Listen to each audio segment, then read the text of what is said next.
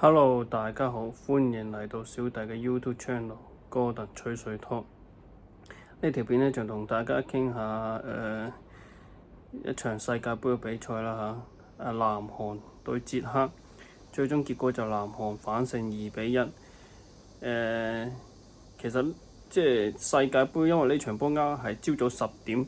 就對於我哋呢邊叫做華南嘅粵語地區咁東亞嘅地區嘅話就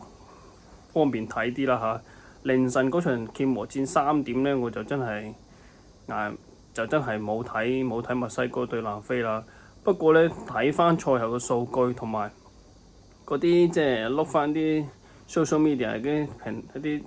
評論又好咩都好呢，睇上好似就南非就弱啲嘅，而且南非嘅動作就比較粗野，咁就結果都輸咗有3張紅牌添。場波我即係啱起身打開個 social media 睇，打開翻啲比分軟件睇呢，見到竟然兩邊都有紅牌，加埋3張，南非仲有2張紅牌添。即係其實踢波即係一場世界盃比賽踢到咁誇張，有啲怪怪地，即係好少見啦，或者叫做好少見啦。起碼我近啲睇呢幾屆世界盃睇到咁多屆啦嚇。應該話我從98年開始睇到而家，好少見一場波有3張紅牌咁誇張。即係除咗當年06年06年荷蘭對葡萄牙嗰場十幾廿張黃牌，十幾廿張黃牌，好似都係3-4張紅牌咁嗰場波另計啦嚇。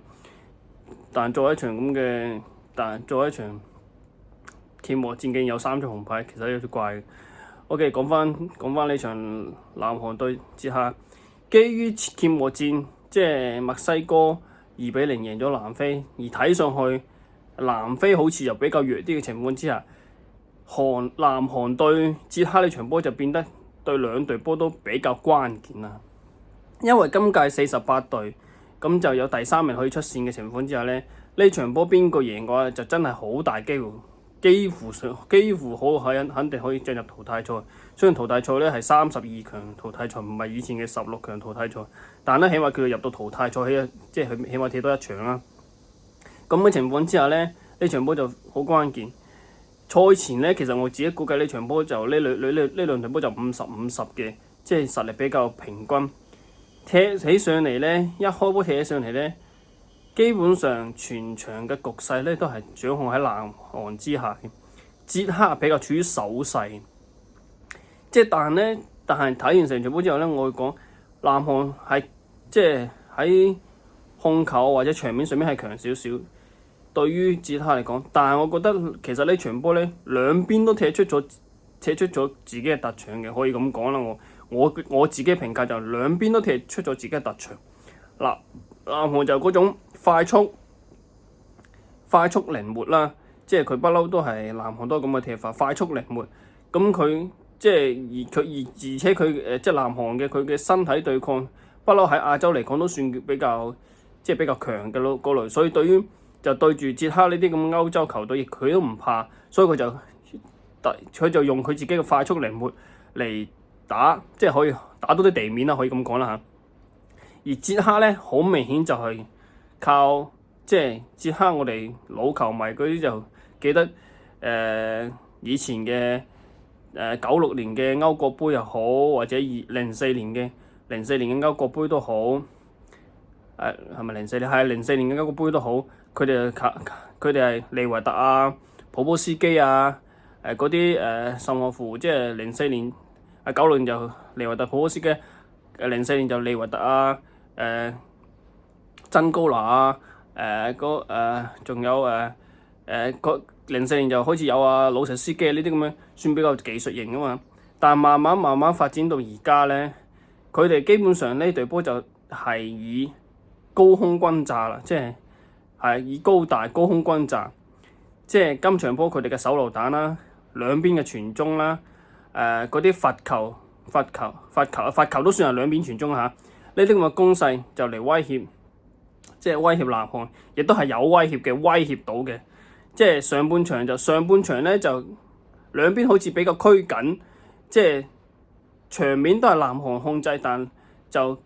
特別嘅機會就冇幾多，就係尾段上半場尾段，孫興文有幾下叫做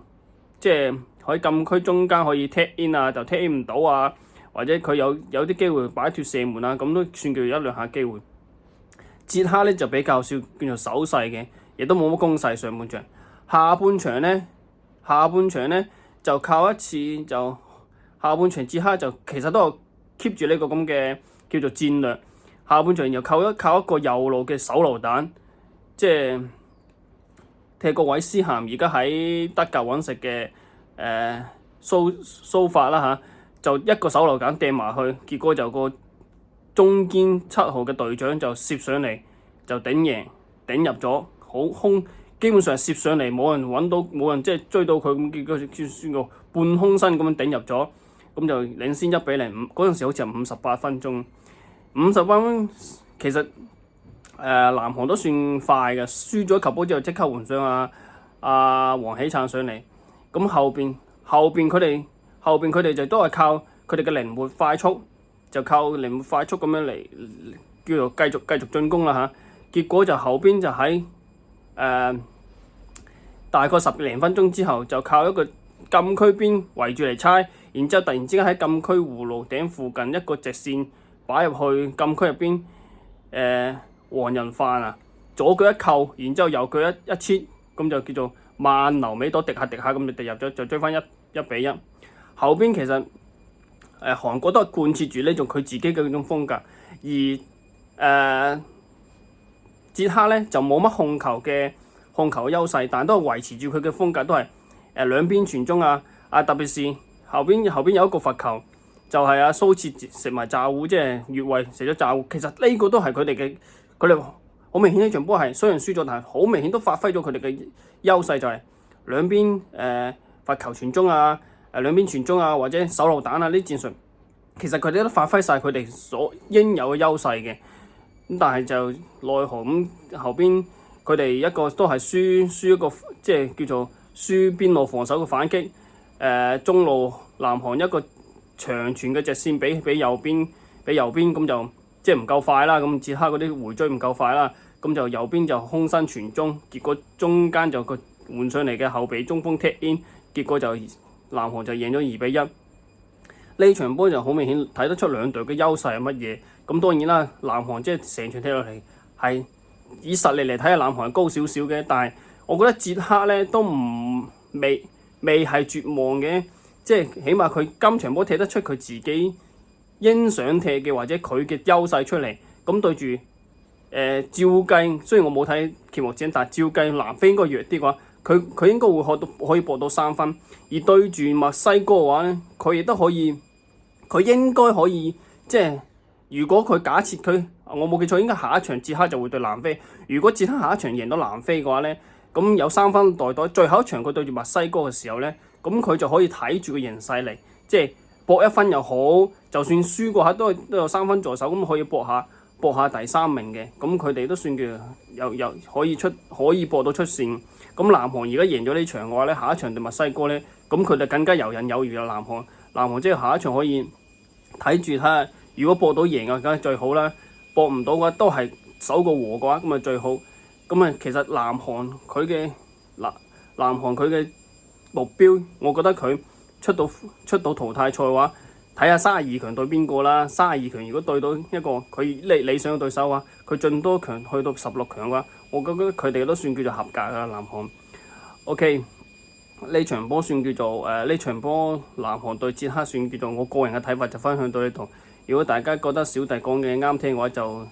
歡迎 CLS 小弟嘅頻道，多謝大家支持。